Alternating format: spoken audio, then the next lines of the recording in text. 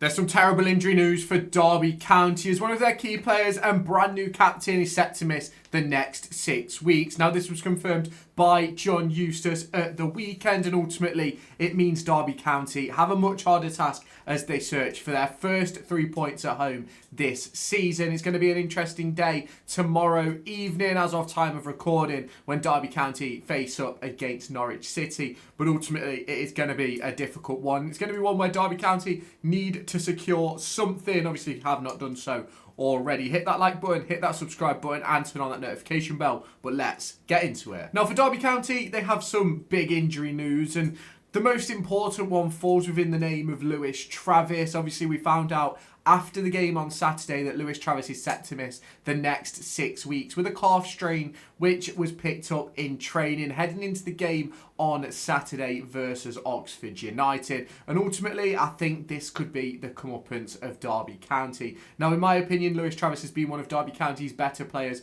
over the course of recent weeks. And ultimately, losing him out of midfield, I think it showed on Saturday. And I think many people will start to realise what Lewis Travis does bring to the team. Now, obviously, there's many different injury concerns to discuss as well. You look at the likes of Craig Forsyth and Ben Diaz, who after the Oxford game, both were seen with ice packs, and Diaz was taken off at half time, and ultimately that's something which we are going to discuss in this video. Now obviously we saw on Saturday a return to the squad for both Sondre Langas and Corey Blackett-Taylor, which in my opinion is absolutely brilliant for Derby County. Now it's going to be interesting to see how Corey Blackett-Taylor fits back into Derby County's setup with obviously the arrivals of Bobby Clark and Rhian Brewster and things like that over the course of recent weeks. You look then at Sondre Langas, a player who I think is going to be massively important for Derby County as they look to turn the tide at Derby County and they look to turn it around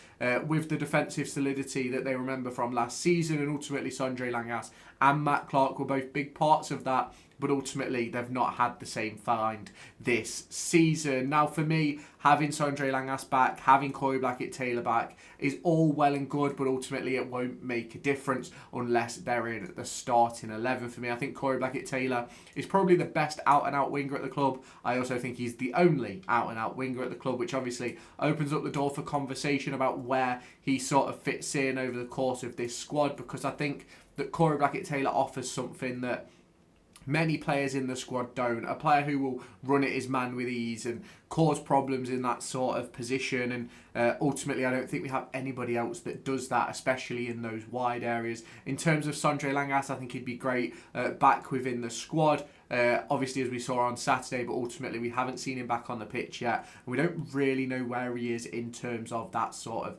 fitness levels. Now, obviously, let's get on to the players we know. Curtis Nelson, obviously still unregistered. I think he's due to be back within training with the B team and sort of getting those fixtures under his belt. I think we have seen him in a couple of training photos over the course of the last week or so, which is positive news for Curtis Nelson. Maybe he can find himself back within the group heading into January, but ultimately we do not know. Obviously, Owen Beck, as of last week, we was hopeful that it'd be ready in a week or so, but ultimately we had no confirmation of any update on that from John Eustace throughout the press conference this afternoon.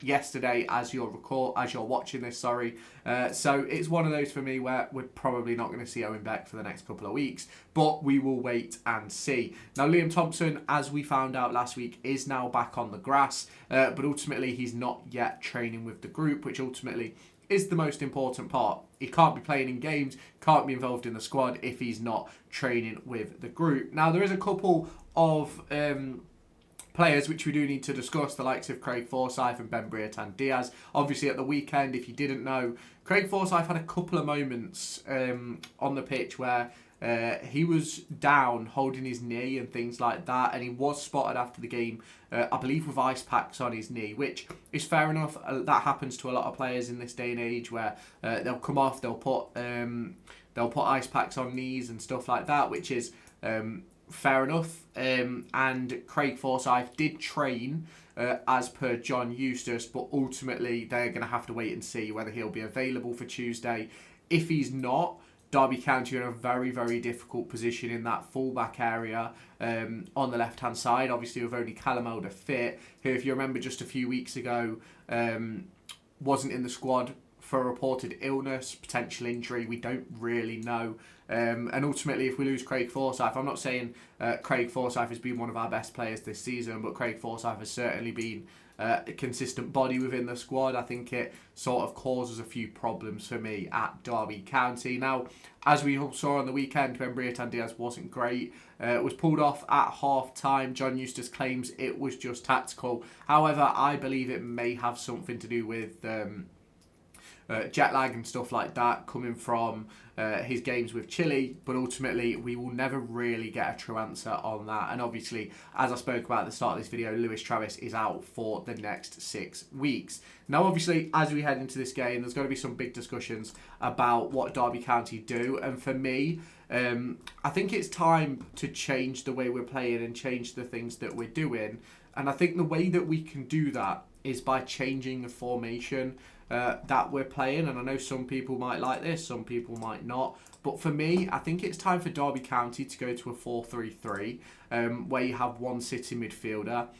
For me, that sitting midfielder would be David Ozo. I think you'd then go with Bobby Clark and Ebo Adams either side, and then a front three of Morris, Brewster, Diaz, maybe even Blackett Taylor if he's fit enough to start, and stuff like that. That's probably what I'd go with if I was the manager. Obviously, you've got to have those conversations about the back four. If Fozzie is out injured, you've got to replace him, which would obviously be Callum Elder. If Sanderson's knock has reaccompanied itself, he'd have to be replaced. If you look at Sondre Langas, could he get himself in the team? But for me, that is sort of what I'd go for. So you're looking at something along the lines of Zetterstrom in goal, Johnston at right back, Elder at left back, Clark, Sanderson as the two centre halves, Ozo just in front with two box-to-box number 8s of Clark and Adams, and then a front three of Diaz and Morris and Brewster. Obviously, the aim in the end would be for Blackett Taylor to be that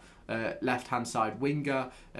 Obviously, potential for Derby County to go to a back 5 and play a 3-5-2, of which I would keep the exact same midfield 3. Nothing would change in that regard. I'd bring in Sondre Langas within the back 3, and I'd put Brewster as your starting second striker alongside Morris. Same midfield 3, same instructions on those midfield 3, but ultimately we don't know what's going to happen, and there's so many different things that could happen. But ultimately at the moment at Derby County, whatever we are trying just doesn't seem to be working, and that's something that John Eustace needs to deal with as quickly as possible. Now, you can obviously let me know your thoughts on this down in the comments. If you have not done so already, hit that like button, hit that subscribe button, and turn on that notification bell. We will be live from about 4 o'clock later on today. It might actually be 5, but I'll put a post out on the YouTube community. We'll be live for about an hour before the game to discuss everything that's going off and what we could expect heading into the fixture.